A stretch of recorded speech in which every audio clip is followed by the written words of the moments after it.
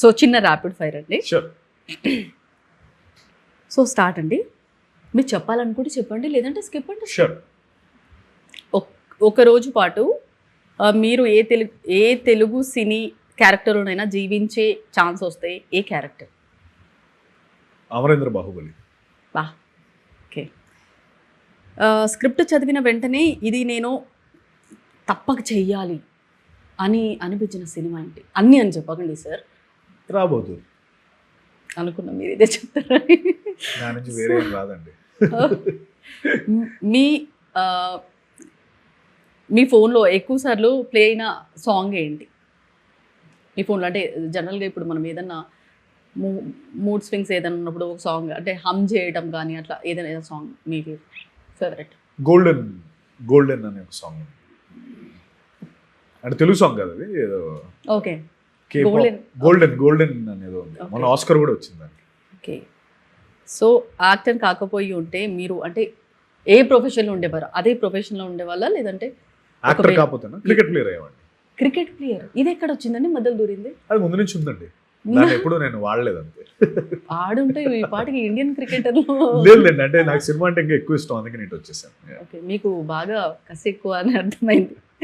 So shooting సెట్స్లో మీకు అంటే shooting సెట్స్లో ఉన్నప్పుడు అంటే ఏదైనా హ్యాబిట్ ఇది ఉండొద్దు ఎందుకు అన్న హ్యాబిట్ ఏంటి?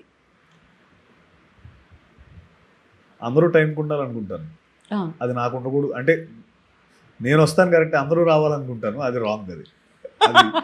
అది ఎవరైనా రాకపోతే నాకు బీపీ వస్తుంది. ఓకే, అనవసరం, అది ఒక ఏదో టెన్షన్ అండి. అది ఈ మధ్య పోగొట్టుకోవడం ట్రై చేస్తున్నాను కానీ అది పోవట్లేదు. మేబీ పోతుందేమో, పోవాలి. సో ఒక డైరెక్టర్కి రాత్రి అంటే 2 గంటలకు కాల్ చేయాల్సి వస్తే మీరు ఏ డైరెక్టర్కి కాల్ చేస్తారు? ఎందుకంటే కాల్ చేయడం 2 గంటలకు కలిగి ఇన్ కేస్ చేయాల్సి వస్తే? పూరి గారా? నైస్. ఓకే, ఆ టైంలో లిఫ్ట్ చేస్తారంట పూరి గారు? కూడా చేస్తాడు. అంటే నేను అంటుంది ఇప్పుడు నేను ఎందుకు 2 గంటలు చేస్తానంటే మేబీ ఏమైనా లైఫ్ అడ్వైస్ కావాలేమో, లేకపోతే ఏదైనా ప్రాబ్లంలో ఉన్నప్పుడు కదా 2 గంటలు చేస్తాం, లేకపోతే చేయం కదా. ఇప్పుడు ఆ ప్రాబ్లమ్స్ అన్ని చూసేసి ఆల్రెడీ ఏలేసిన వ్యక్తి పూరి జగన్నాథ్ గారు కాబట్టి సో ఆయనకి చేస్తాను. ఓకే, సోషల్ మీడియా లేకుండా ఒక ఇయర్ గడపాలి అంటే గడుపుతారా? 100% గడుపుతాం.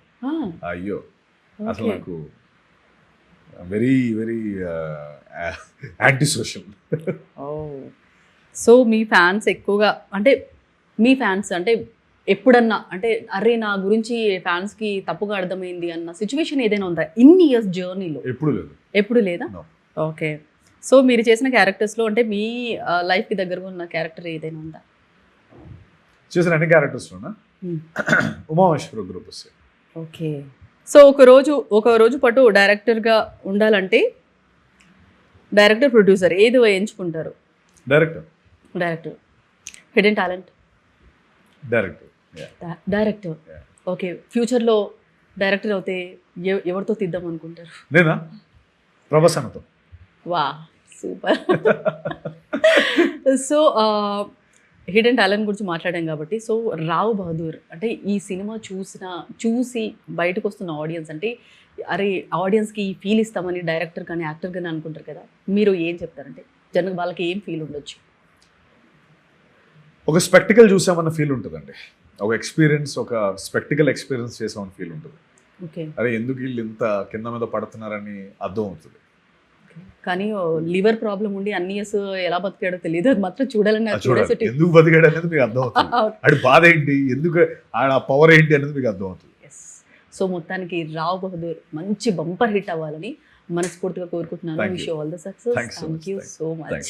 సో ఇది వాటి special chit chat. Stay tuned to Sakshi.